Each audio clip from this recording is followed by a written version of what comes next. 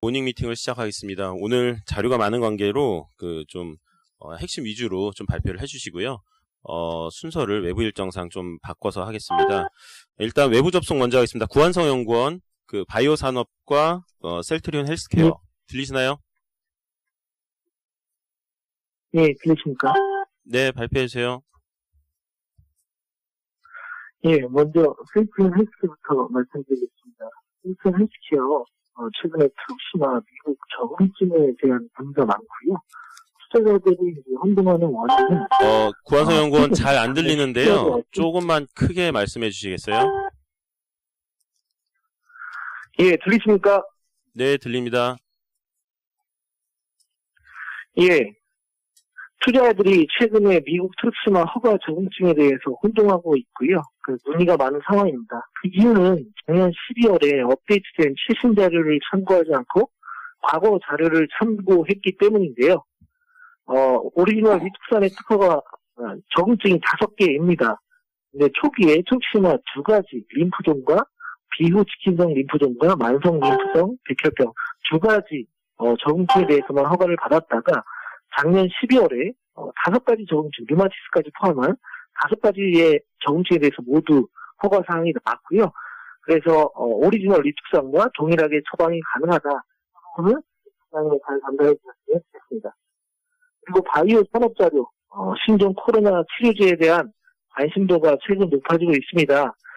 그래서 이걸 좀 임상 논문을 분석을 해봤고요. 지금까지 한 달 사이에 4건의 논문이 나왔습니다. 첫 번째로 중국에서 41명 환자 대상으로 나왔던 논문이고, 여기서 에브비의 에이즈 치료제 칼레트라를 치료제로 써서 효과를 28명이 보였습니다.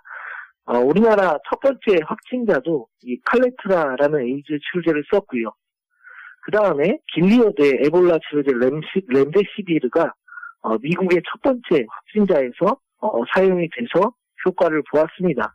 그리고 중국에서 전임상 결과 이 렘데시비르가 가장 약효가 뛰어나다, 코로나 바이러스에. 그래서 이 렘데시비르 클로로퀸 조합으로 지금 중국에서 761명 대상 3상이 게시가 되었습니다. 오늘 4월 27일 날 임상 종료가 예상이 됩니다. 감기 바이러스는 변이가 많아서 신기로 치료제를 개발하기는 쉽지가 않고요. 그래서 기존 치료제 중에서 약효를 찾는 것이 가장 빠르고 효과적인 방법입니다. 현재로서는 길리어드의 렘데시비르가 가장 확률이 높은 약물로 주목을 받고 있습니다.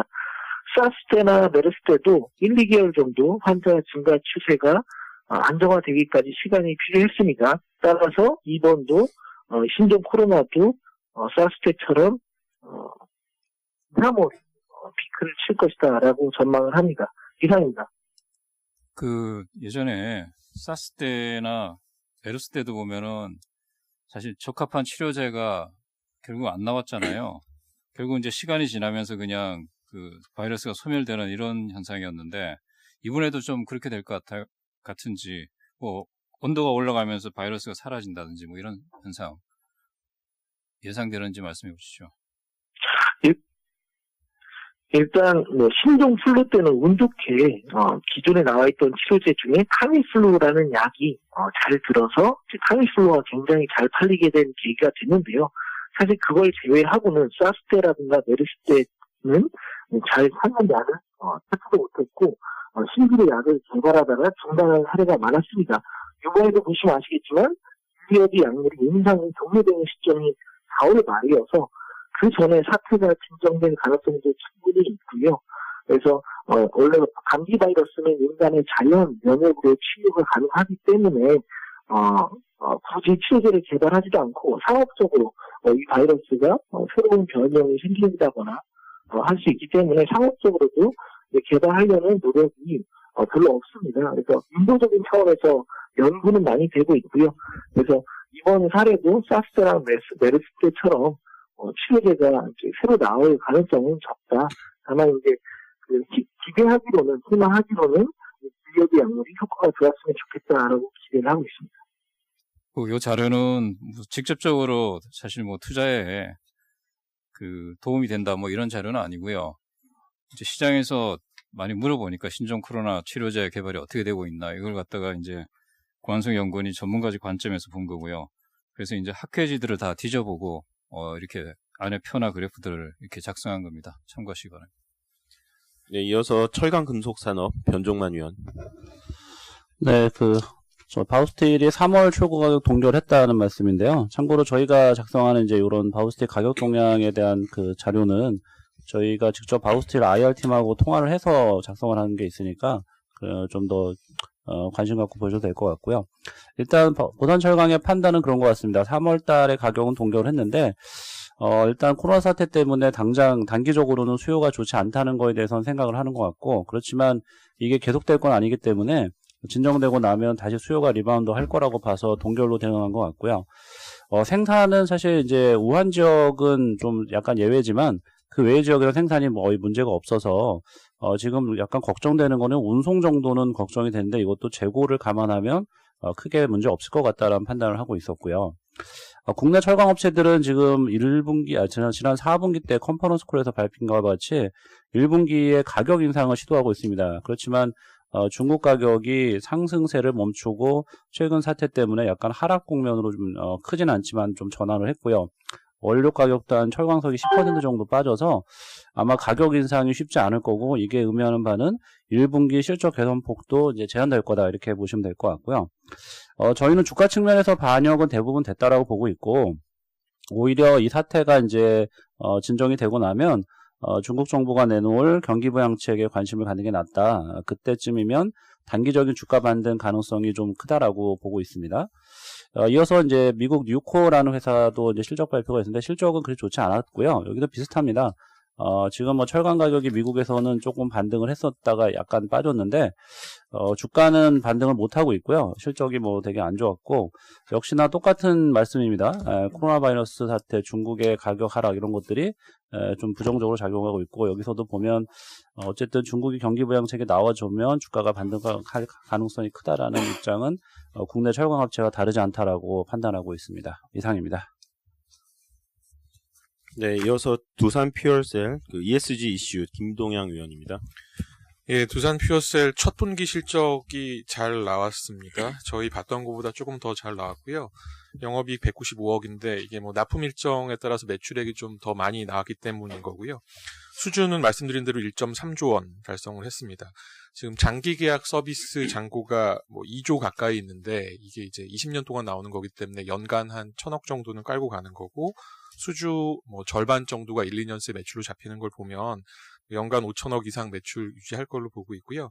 올해 경영 목표로는 좀 보수적으로 매출액 4,500억에 영업이익 250억, 그리고 신규 수주 142메가와트 제시를 했습니다.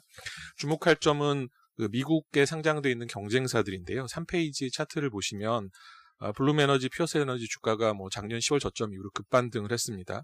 얘네들은 이익이 안 나는 회사이기 때문에 PSR 밸류에이션을 해보면 지금 블룸이 1.2배, 퓨어셀 에너지 6.3배까지 올라온 상황이고요. 반면에 두산 퓨어셀은 이익 나고 있는 상황에서 PSR 0.9배에 불과하다. 그래서 밸류에이션 여력 충분히 있다라고 보고 있습니다. 다음 ESG 이슈이고요.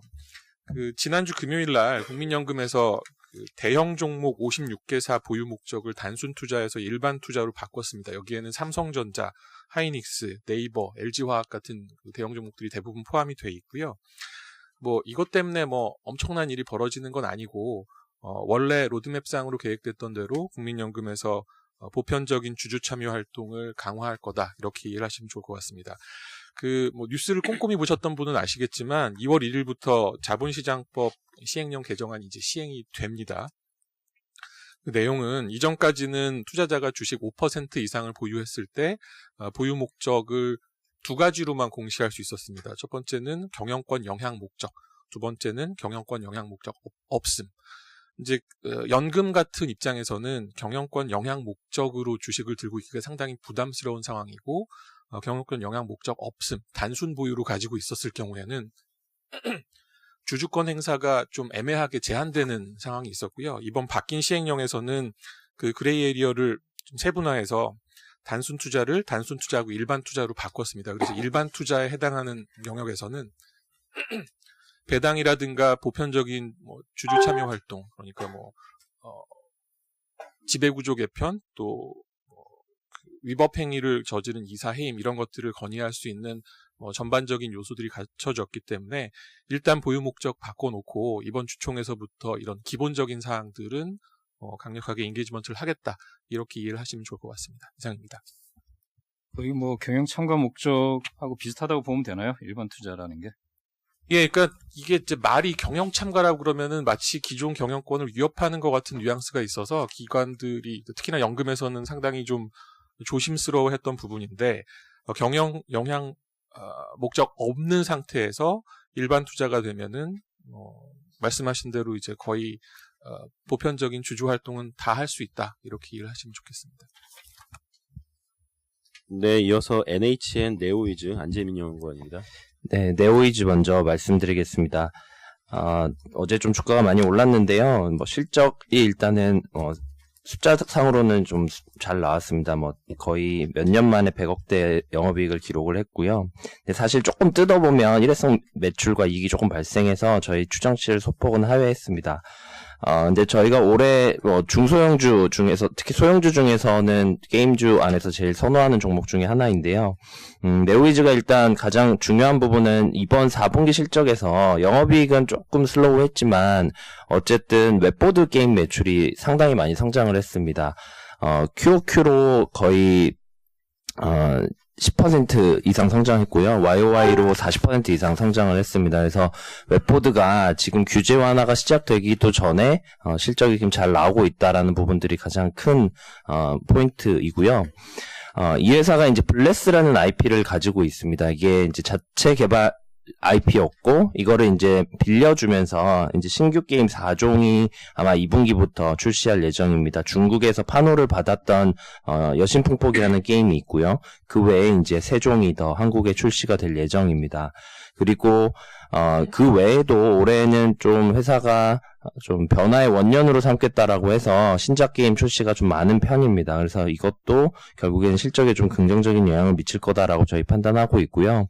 그래서 2분기 이후에 이제 규제 완화 이슈나 웹보드 쪽 올라오는 부분들이 긍정적이다라고 판단하고 있고 목표 주가 기존의 22,000원에서 23,000원으로 실적 상향 조정에 따라서 상향합니다.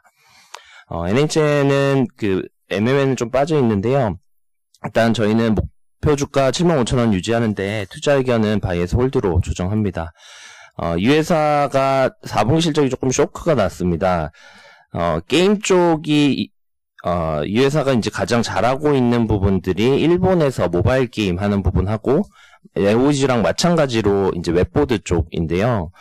웹보드 쪽은 네오이즈랑 사실 크게 상황이 다르진 않습니다. 잘 되고 있는데 지금 이제 NHN의 주력 게임이 디즈니 쯔무쯔무 그리고 컴파스라는 게임이 일본에서 상위권에 좀 자리를 잡고 있는데 이 쯔무쯔무가 출시된 지가 한 6년 정도 되다 보니까 이번 분기에 좀 매출이 많이 빠진 것 같습니다. 그래서 사실 겨울왕국이라는 큰 이벤트가 있었는데도 매출이 좀 올라오지 못했던 부분들은 저희가 좀 20년에 대한 좀 걱정이 좀 된다라는 부분들이고요. 그래서 그 부분들 반영하고 실적 추정치 좀 하향해서 투자 의견을 조금 홀드로 조정을 했습니다. 다만 이제 말씀드린 웹보드 쪽은 2분기 이후에 규제 완화는 똑같이 적용을 받고요. 페이코가 이제 투자 유치를 좀 받을 수 있을 거다라고 저희 판단하고 있습니다. 그래서 이 부분이 조금 긍정적이긴 하지만 전체 기업 가치를 지금 올리기에는 조금 더 상황을 지켜봐야 될 거다라고 저희는 판단하고 있습니다. 본업인 캐시카우 게임 산업이 조금 부진하다라는 부분들을 주목하고 있습니다. 이상입니다. 네, 순서 바로 가겠습니다. 투자 전략 경제, 전략 인사이드, 경제 코멘트, 안기태 연구원, 권한민 연구원 바로 이어서 발표하겠습니다. 예, 지금 글로벌 매크로가 작년 여름부터는 리스토킹, 그러니까 재고를 다시 쌓는 이런 과정으로 가고 있는데요. 2월 지표는 분명히 빠질 수밖에 없고요. 근데 그 다음 과정이 어떻게 될 거냐에 대해서 다시 좀 재개된다 이런 쪽을 생각을 갖고 있고요. 기본적으로 재고를 다시 쌓는다는 거는 전방 수요가 있다는 얘기인데 그게 소비랑 건설 투자가 되는 거고 미국은 지금 소비가 결국 걔네들은 주식 쪽에 달려 있는 건데 페드가 지금 자산을 줄였다가 다시 늘린다 이런 쪽의 입장인 터라 미국 소비는 좀 양호한 쪽이 될 것 같고요. 관건은 중국인데요. 중국이 좀 부양을 뭘 낼 수 있는가에 대해서 좀 생각해 보면은 첫 번째가 계속 얘기가 나오는 게 인프라 투자인데 이 얘기가 가능성이 있는 요인 중에 하나가 중국 같은 경우는 부동산 개발 업체들이 땅을 산 다음에, 그러니까 지방 정부한테 땅을 사가지고 그 위에 이제 건물을 들어 올리는 과정이 얘네들의 건설 투자인데요. 2018년에 디벨로퍼들이 땅을 샀다가 착공을 안 했습니다. 그 당시에. 그러니까 미중부의 분쟁이 세지니까 안 했고요. 19년 들어서 땅을 안 샀다가 리세션 우려 번지니까요. 그러다가 19년 4분기부터 지금 다시 땅을 사고 있거든요. 그래서 숫자로 말씀을 드리면은 19년 연초에 이제 중국 디벨로퍼들 토지 구매가, 그러니까 땅을 사들이는 YOY 증가율이 마이너스 30, 지금은 마이너스 10. 그러니까 애당초 지금 그 코로나 터지기 전부터 디벨로퍼들이 땅을 다시 사들이고 있고요. 그러니까 땅을 사들여 놨으니까 여기다 이제 중국 정부 행정지도 들어가면은 바로 올릴 수는 있을 것 같습니다. 그래서 건설 투자 이렇게 나올 수 있고요. 두 번째는 중국 정부가 그림자 금융을 좀 풀어주겠다라는 얘기가 좀 나오는데, 이게 어떤 맥락이냐면은 중국 사람들이 그 P2P 대출을 이제 많이 받았어요. 예전부터 그 연체율이 한 15% 정도 갔는데 18년 초에. 그러니까 이제 중국 정부를 확 쪼았다가 지금 이게 반토막이 이미 났습니다. 그러니까 중국 가계 부채 부실 문제가 최근 2년간에 중국 정부가 강력하게 드라이브를 걸어서 반토막을 낸 상황이고, 여기서 다시 올릴 수 있다. 그러니까 소비자 신용을 다시 일으킬 수 있는 여력은 된다. 이런 상황이 되겠고요. 그러니까 인프라 투자랑 소비 쪽이 되는 거죠. 일단 마지막으로 최근 현황이 인민은행이 매 주간 단위로 얘들이 그 한 주 동안 돈을 얼마나 풀었는지를 데이터를 공개하는데, 1월 셋째 주 이후로 지금 매 주간 5천억 위안씩 돈을 풀고 있고요. 이거는 통계 작성 10년 이후 이런 적이 없습니다. 그러니까 상당히 지금 돈을 빨리 풀고는 있다. 좀 그렇게 보기 때문에 미국이랑 중국 쪽 이런 걸 감안하면은 다시 이제 리스토킹 돌아온다. 좀 그런 쪽으로 좀 생각을 갖고 있습니다. 예, 이상입니다. 예, 이어서 전일 저녁 발표된 OECD 12월 경기 선행지수 코멘트 드리겠습니다. 글로벌 경기 선행지수 지금 5개월 연속 오르고 있고요. 그림 2번 보시는 것처럼 그 저점도 한 달 앞당겨졌습니다. 8월부터 오르는 모습으로 월간으로 수정됐다라고 보시면 되겠습니다. 비중이 가장 높은 중국 쪽에서 실물 지표 그리고 심리 지표가 모두 잘 나왔는데요. 다음 페이지 보시는 것처럼 중국 포함해서 미국과 독일 모두 이제 글로벌리 계속 선행지수가 올라가는 그림 보이고 있습니다. 저희가 결국은 12월 지표가 이제 주가와 심리 지표 개선이 좀 선행지수의 상승을 이끌었다라고 보고 있고요. 결국은 1월이 이제 중요할 텐데 다음 달 발표되는 1월 지표는 상승폭 자체가 좀 줄어들 수는 있을 것 같습니다. 아무래도 1월 중국 지수의 어떤 하락이라든지 심리지표 부진도 반영이 될 수가 있겠지만, 저희는 이제 방금 말씀 주신 것처럼, 신속한 유동성 공급, 여타 경기 부양 조치에, 일단 지금 주가 지수도 빠른 반등하고 있고, 1월 PMI도 확장 국면에 머물러 있습니다. 선행지수가 전월 대비 꺾인다라기보다는 상승으로 이어질 것이고, 경기 회복 자체는 좀 더 연장되는 그림을 예상을 하고 있습니다. 이상입니다. 이어서 글로벌 투자 전략 김영래 연구원. 네, 아시아 코어 에쿼티 발표드리겠습니다. 네, 요번에 추천드리는 종목은 이제 베트남의 V10이라는 은행인데요. 요 같은 경우에는 1963년도에 국유 산업은행으로 시작해서 이제 민간은행이 된 그런 은행이다라고 보시면 될 것 같습니다. 투자 포인트로 보면 이번에 베트남 정부가 포괄적 국가 금융 전략이라는 걸 발표했는데, 요게 뭐냐면은 이제 베트남의 금융 선진화를 위해서 은행 계좌수를 늘리고, 또 매년 비연금 결제를 확대시키고, 그리고 또 중소기업이나 개인들의 은행 대출을 증가시키겠다라는 건데요. 사실 베트남 인구 중에서 30%만 은행 계좌를 가지고 있기 때문에 요거를 늘린다는 점에서는 이제 베트남 은행 쪽에서는 조금 긍정적인 뉴스다라고 보시면 될 것 같습니다. 특히 동사 같은 경우에는 리테일 쪽에서 강점을 가지고 있기 때문에 요 정책의 수혜를 많이 받을 거다라고 보시면 될 것 같습니다. 두 번째 투자 포인트는 3페이지 보시면 될 것 같은데요. 요게 이제 경제 성장 구조적으로 봤을 때 중상층이 확대되기 때문에 개인 대출이 늘어난다라는 거죠. 특히 상대적으로 금리가 높은 장기 대출의 비중이 높아지고 있고, 또 은행 이자 비율이 낮은 수시 입출익식 예금이 이렇게 증가하고 있다라는 점에서 동사의 그 예대 마진이 상승할 가능성이 높다라고 보시면 될 것 같습니다. 세 번째 투자 포인트는 사실 베트남에서 베트남 은행의 가장 큰 약점은 이제 NPL 레이쇼가 높다라는 점인데요. 이 동사 같은 경우에는 이제 NPL 레이쇼가 98%로 그 타사 대비 굉장히 낮은 수준입니다. 그래서 여기 자산 건전성 측면에서 봤을 때도 가장 유리한 위치에 서 있다라고 보시면 될 것 같습니다. 다음으로는 이제 국가별 이슈를 설명드리겠습니다. 베트남은 아까 전에 말씀드렸던 국가 금융 전략이고요. 인도네시아 같은 경우에는 7페이지 보시면 될 것 같은데요. 이번에 2019년 경제 성장률을 발표했는데 5.02%로 상당히 부진했다. 정부의 목표치가 5.3%였는데 요거를 하회하는 수준이었다라고 보시면 될 것 같습니다. 요거 같은 경우에는 그 미중 무역 갈등 심화 때문에 투자나 수출이 부진했기 때문에 이렇게 좀 부진했다라고 보시면 될 것 같은데요. 2020년 같은 경우에는 글로벌 경기 턴어라운드나 미중 무역 갈등 완화 그리고 완만한 내수 성장을 감안했을 때 올해 정부의 목표치가 5.3%인데 요거를 달성할 가능성은 높다라고 보시면 될 것 같습니다. 마지막으로 인도 말씀드리겠습니다. 8페이지 보시면 될 것 같은데요. 인도 같은 경우에는 중앙은행이 인플레가 워낙 높다 보니까 기준금리를 낮출 그런 여력이 낮은 상황에서 예산안에 대한 기대감이 굉장히 높았습니다. 근데 요번에 그 발표된 예산안이 생각보다 조금 기대치에 못 미치는 그런 예산안이었기 때문에 시장이 좀 실망한 상황이었다라고 보시면 될 것 같은데요.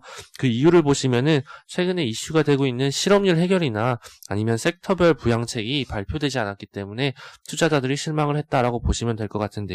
그래도 정부가 이번에 발표한 것 중에 하나가 GDP 대비 재정 적자 폭을 늘릴 수 있다라고 발표를 했거든요.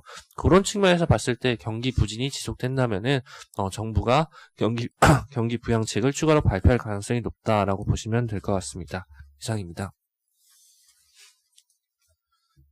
이어서 산업기업 분석으로 가겠습니다. 먼저 한솔케미칼 발표하겠습니다. 어제 실적 공시가 있었고요. 연간 영업 실적이 계속적으로 좀 증가를 하고 있는 상황이고요. 기업 피어그룹 평균 퍼밸류 한 16배를 적용을 해서 목표 주가를 15만 원으로 지금 상향을 했습니다. 영업이익은 2006년부터 19년까지 1년을 제외하고는 계속적으로 좀 증가 추세가 이어지고 있고요. 앞으로도 이런 추세가 향후 3년까지는 좀 가시적으로 좀 보이는 상황이라고 보면 될 것 같습니다.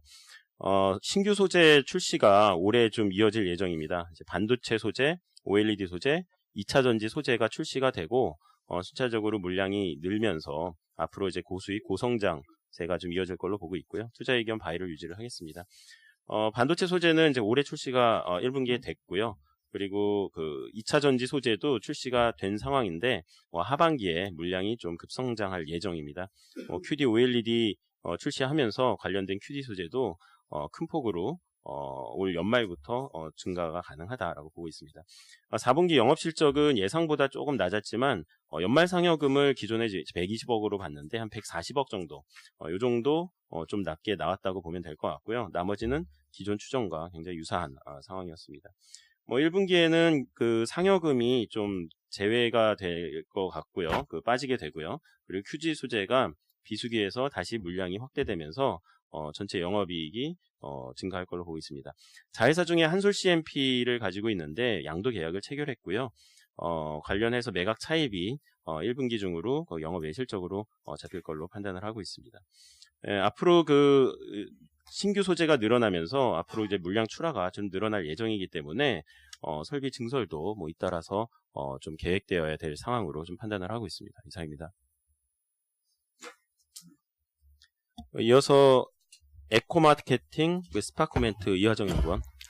네, 에코마케팅부터 말씀드리겠습니다. 일단 목표 주가 38,000원으로 16% 정도 하향 조정하였습니다. 이유는 이번 4분기 실적에서 보였듯이 저희 커머스 부문 자회사인 데일리앤코 주력 상품 안마기 클룩이 예상보다 빠르게 피크아웃되고 있는 게 보였기 때문입니다.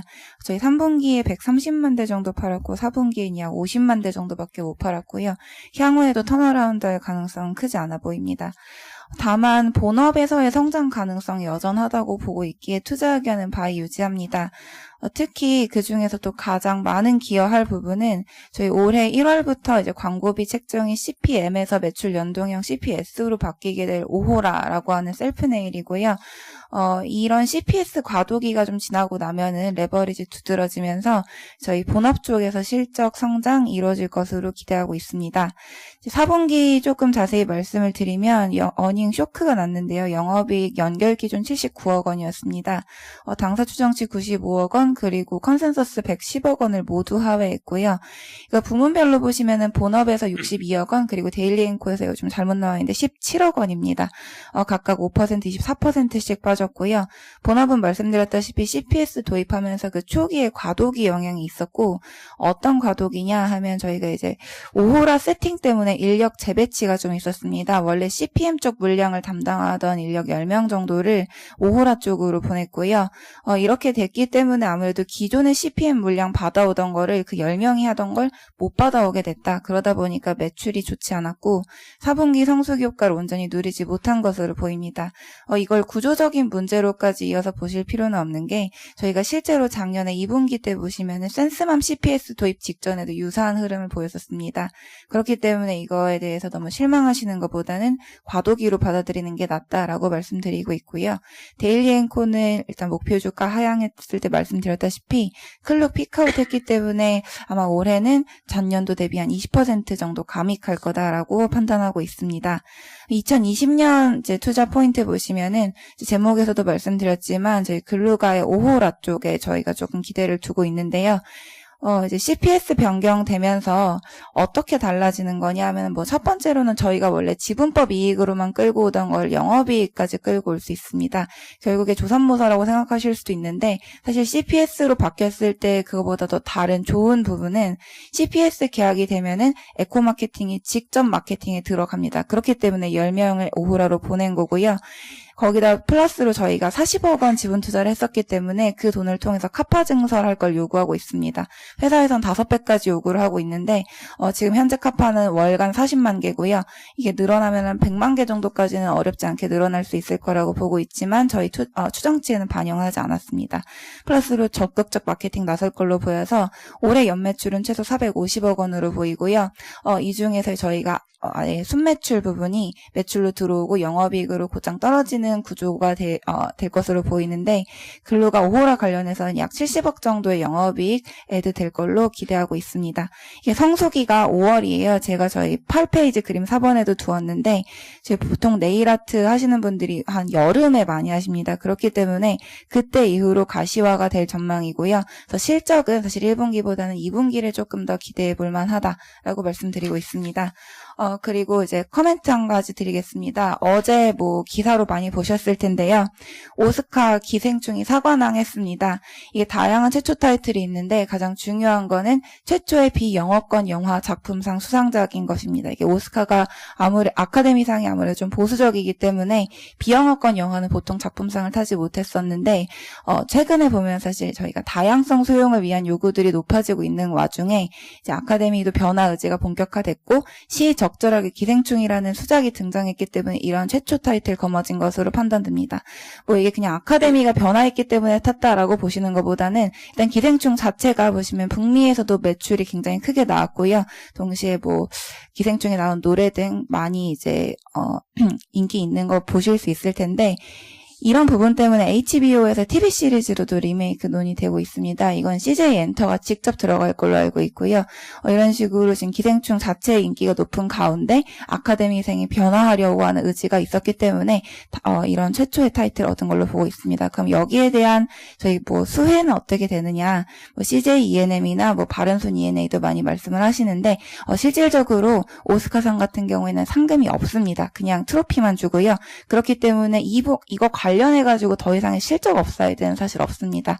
바른손 ENA 같은 경우 2018년 3월에 나온 그 계약권 보시면 순이익의 40%를 떼우는 계약인데 사실 모든 순이익은 작년에 거의 다 나왔다라고 보시면 됩니다. 그렇기 때문에 실적 업사이드 자체보다는 국내 콘텐츠 제작사들이 이제 아예 북미 같은 서구권에서도 인정받는다 해서 글로벌 제작사로 리레이팅 가능하다는 점을 조금 더 기대하시는 게 좋을 것 같습니다. 뭐 관련해서 최근 2년간 많은 뉴스들이 있었고 넷플릭스에서도 최근에 아예 대놓고 스튜디오 드래곤 제이콘을 인베스터 레터에서 이제 언급하는 등 위상이 높아지고 있기 때문에 그런 부분들에 대해서 글로벌 제작사로의 리레이팅 기대하시는 게 좋을 것 같고요. 수혜주로는 당연히 CJ ENM뿐 아니라 라이브 지금 미국형 리메이크하고 있는 스튜디오 드래곤 그리고 제이콘 텐트리, A스토리 등 말씀드리고 있습니다. 이상입니다. 에코마케팅 이번 실적에서 지금 좀 수수료 베이스 기반의 좀 큰 고객군에서 좀 점유율을 잃은 것이 아니냐 이런 좀 걱정이 있잖아요. 그 부분은 어떻게 생각하세요? 일단 고객사 숫자로 치면은 절반으로 줄어든 게 맞고요. 네, 회사 자체가 올해 보면은 지속적으로 고객사 수는 줄어들고 오히려 적은 고객사에 좀 더 많은, 그러니까 고객사별 취급고를 늘리는 방향으로 가고 있었고요. 이번에는 그러니까 말하자면은 그 오호라로 10명이 빠지면서 그 10명이 잡고 있던 프로젝트들 다 놓쳤다라고 보시는 게 맞긴 합니다. 하지만 이제 오호라가 안정화된 이후에 그 10명이 다시 본사로 돌아왔을 때에는 해당 물량은 어느 정도 다시 이제 저희가 가지고 올 수 있을 거다라고 판단하고 있기 때문에 이걸 그렇게 구조적인 문제라고까지 보실 이유는 없어 보입니다. 지금 오스카상 수상으로 어제 바른손 DNA가 많이 올랐잖아요. 지금 설명한 거 들어보시면은 당장 그렇게 혜택은 없어 보인다라고는 얘기고, 그럼 CJ-ENM 그것도 좀 설명해 주시고요. CJ-ENM 같은 경우는 지금 미국에서 이제 미드 시리즈가 또 나올 거 뭐 등등 여러 가지 있는 것 같은데, 이게 CJ-ENM 전체 실적으로 봤을 때 뭐 홈쇼핑도 껴있고 뭐 껴있잖아요. 이게 앞으로 실적에 영향을 준다면은 어느 정도까지 영향을 줄 수 있는지. 네, 일단 바른손 E&A 같은 경우에는 아까 잠시 말씀드렸다시피 저희 2018년 3월 26일에 이제 기생충 관련해서 공급 계약 체결을 했었고요. 그때 보시면 저희 계약 조건이 일단은 그 제작비 다 받고 이제 이후에 저희 기생충 순이익 발생했을 때 40% 정도 받는 건데, 이거 관련해서는 이미 저희가 5월에 기생충이 개봉을 했고 미국으로 개봉도 저희가 10월에 했고, 그리고 이후에 남아있는 해외 배급도 남아있긴 하지만 사실 이제 올해 나올 부분은 좀 미미합니다. 그렇기 때문에 순이익이 나와도 실질적으로 이제 기생충 관련해가지고 나올 만한 실적 업사이드는 크지 않다라고 말씀을 드리는 거고요. 물론 최근에 뭐 CGV에서 기생충 재개봉했듯이 해외에서도 뭐 이게 오스카상 수상작이라서 재개봉을 해서 폭발적 인기를 끈다라고 한다면 의미가 다르겠지만, 사실 상을 탄 거랑 박스오피스에서 다시 잘 되는 거랑은 큰 관련이 없다라고 보고 있기 때문에 실적 측면에서의 기대감은 사실 뭐 바른손 E&A나 CJ E&M 양쪽에서 그렇게 크지 않을 거다라고 보고 있고요. 동시에 CJ E&M 같은 경우에는 사실 이게 저희가 투자 배급을 했기 때문에 이게 오스카상 같은 데 나가면은 관련해서 드는 비용들이 저희 마케팅비예요. 그렇기 때문에 이게 실적이 나오는 것보다 오히려 상 타러 나가는 데 드는 돈이 들었기 때문에 생각보다 순이익에 저희 꽂히는 건 많지 않다라고 보시면 좋을 것 같고요.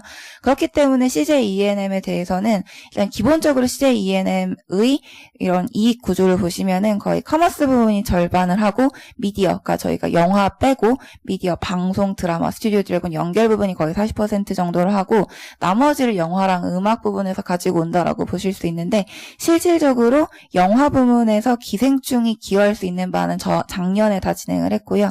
올해는 사실상 없다. 다만 드라마 리메이크가 된다라고 할 경우에 그러면 얼마나 더 많이 들어올 수 있느냐라고 궁금해하시는데, 지금 이제 미국 드라마 같은 경우에 처음에 파일럿 시리즈라고 해서 한두 회만 찍습니다. 그렇기 때문에 이 부분은 사실상 매출이라기보다는 마케팅 비용이라고 보시는 게 맞고요. 그래서 사실 뭐 이제 기생충을 드라마화를 곧장 했을 때 관련해서 당장 실적으로 꽂히는 부분보다는 저희가 레퍼런스를 축적한다라는 부분에 조금 더 의미를 두시는 게 맞다라고 파악하고 있습니다.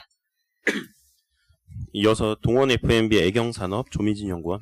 네, 어제 장 이후에 동원 F&B 잠정 실적 공시 발표가 되었고요. 영업이익은 166억으로 컨센서스 대비 27% 상회하는 어닝 서프라이즈 달성했습니다. 사실 이제 3분기까지 그동안 문제는 참치 억가가 하향 안정세를 유지하고 있음에도 불구하고 이제 마케팅 비용이 전년 대비 계속 증가하면서 수익성이 하락했던 부분입니다. 그러나 이제 4분기 같은 경우는 매출 계속 좋고 원가도 하향 안정세 유지되는 가운데 이제 마케팅 비용이 전년 대비 증가하지 않고 전년 동분기 수준으로 유지되면서 영업이익이 좀 크게 증가했다고 보시면 될 것 같습니다. 세무조사 관련해서 4분기 일회성 비용이 약 40억 원 정도 판관비에 좀 반영이 되었는데요. 이 부분 제외하게 되면이, 영업이익은 200억 원 이상으로 좀 초과 달성했다라고 좀 보시면 될 것 같습니다. 20년 같은 경우는 이제 마케팅비가 이제 19년에 계속 전년 대비 증가했기 때문에 좀 증가하는 그 증가폭이 좀 둔화될 것으로 보여지고 있고요. 그렇게 되면 이제 수익성 개선이 좀 더 부각될 것으로 보여집니다.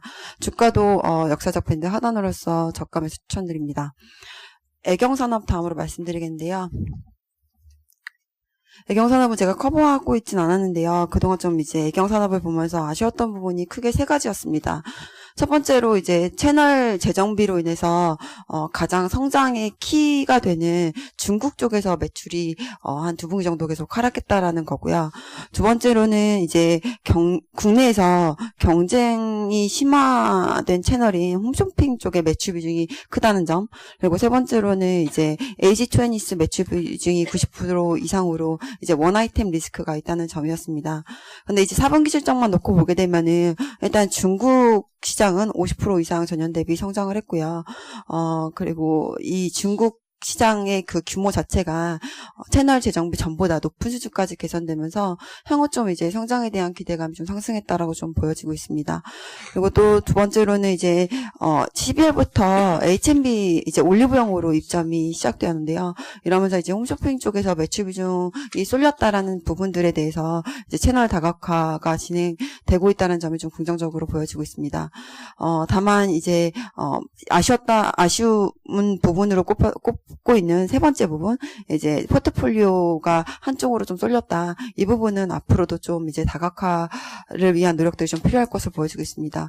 또 이제 코로나 바이러스로 인해서 앞서 말씀드렸던 이런 중국 쪽의 성장률의 추세를 연속적으로 확인하기가 조금 약간 아쉬운 점이 지금 상황에서는 조금 안타까운 부분인 것 같습니다. 이상입니다. 네, 이어서 CJ 대한통운 정영순 연구원. 네, 3분기, 4분기 높아진 컨센서스를 계속 비팅하는 실적을 내놓고 있습니다. 4분기에는 매출 그로스도 의미 있게 나타났고요. 국내 2020년 운송기업 중에 의미 있게 매출이 늘어나는 회사는 CJ 대한통운이 유일합니다. 4분기 택배 글로벌 사업부 매형 성장세랑 수익성 개선이 동반됐고요. 택배 점유율도 상승하는 모습을 보여줬습니다. 그리고 영업의 부분은 컨센서스를 충족을 했는데 사실 토지 매각을 감안하면 일회성 이익을 감안하면 좀 아쉬운 수준이고요. 다만 올해에도 계속적으로 자산 매각이 있을 거로 보고 있고 좀 매각 가능한 토지가 대략 장부가 기준으로 800억 정도고 해당 토지들이 서울 지역에 있는 토지들이 많기 때문에 영업의 부분도 빠르게 정상화될 수 있을 거라고 보고 있습니다. 올해 항상 이야기 많이 주시는 것들이 밸류에이션 이야기들이 많이 있는데요. 올해 저는 이커머스 시장에 따라서 이제 플랫폼 기업들과의 협력이 좀 가시화된다는 부분, 그다음에 두 번째로 이제 국내 유일하게 운송업체 중에서 이제 프리캐시 플로우가 좀 흑자로 크게 개선되는 회사이고요. 그다음에 이제 외형 성장세가 가파르게 지속되는 점을 감안하면 밸류에이션 이 정도 충분히 줄 수 있다 이렇게 판단하고 있습니다. 이상입니다. 2020년 1분기가 좀 많이 빠지는 걸로 돼 있는데 이게 국내랑 중국이랑 다 빠지는 건지 어떤 이유에서 그렇게 하신 건지 하나랑요. 베트남에서 지금 어떻게 진행되고 있는지 사업이 관련해서 코멘트 부탁드립니다.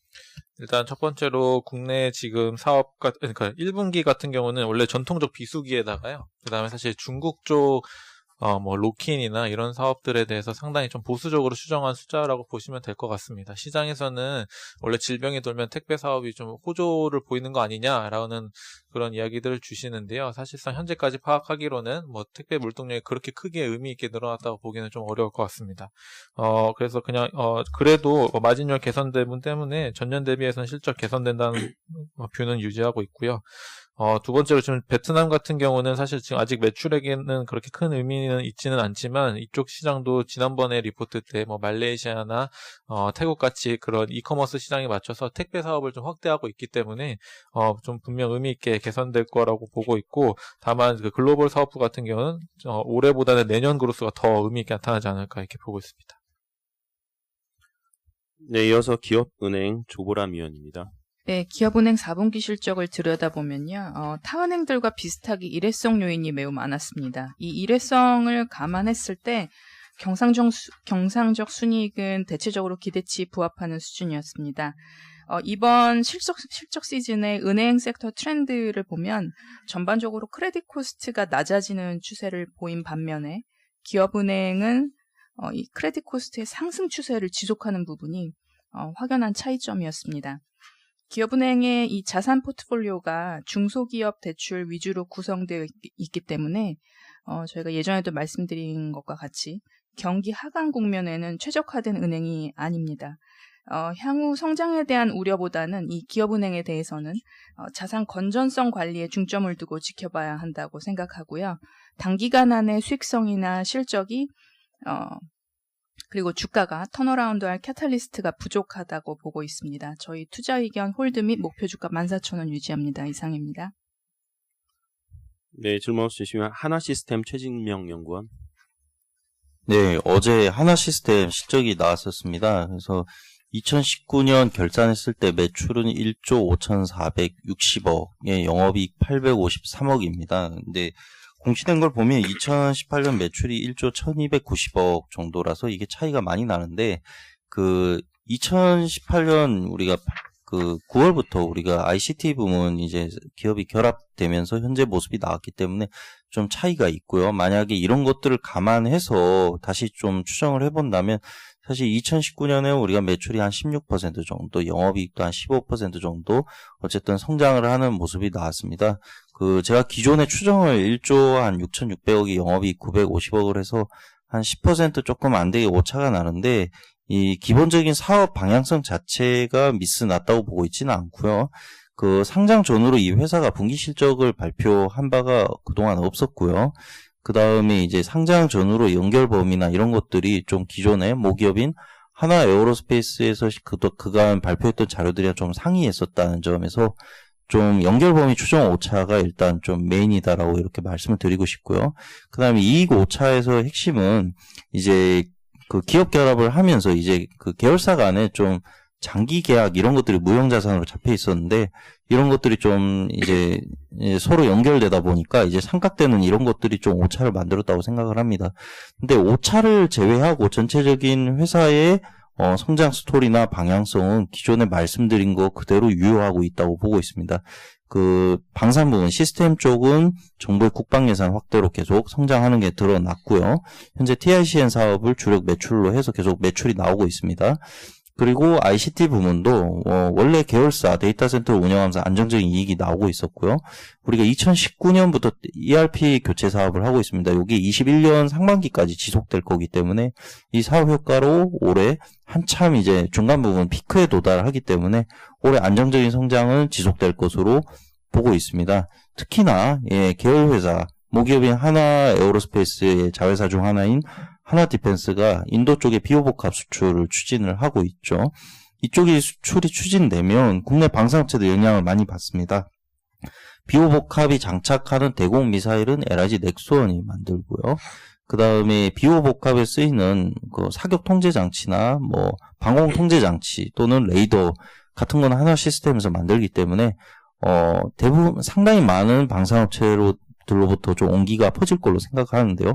일부 기준으로 가시화 될 것으로 보고 있습니다. 특히나 우리 지금 2월 이제 둘째 주 이제 들어오고 있는데, 지난주에 인도에서 대규모 방산 전시회가 있었고요. 여기 하나그룹 김승현 회장도 방문한 걸로 제가 알고 있기 때문에 아마 조만간 좀 결론이 나지 않을까 이렇게 기대를 하고 있습니다. 전체적으로 성장 모델이나 이런 것들이 기존 추정대로 나와주고 있기 때문에 기존의 시각을 그대로 유지하고 보고 있겠습니다. 이상입니다. 네, 한섬과 현대홈쇼핑 채권 전략, 크레딧 전략은 자료로 대체하겠습니다. 이상 2월 11일 모닝 미팅을 마치겠습니다.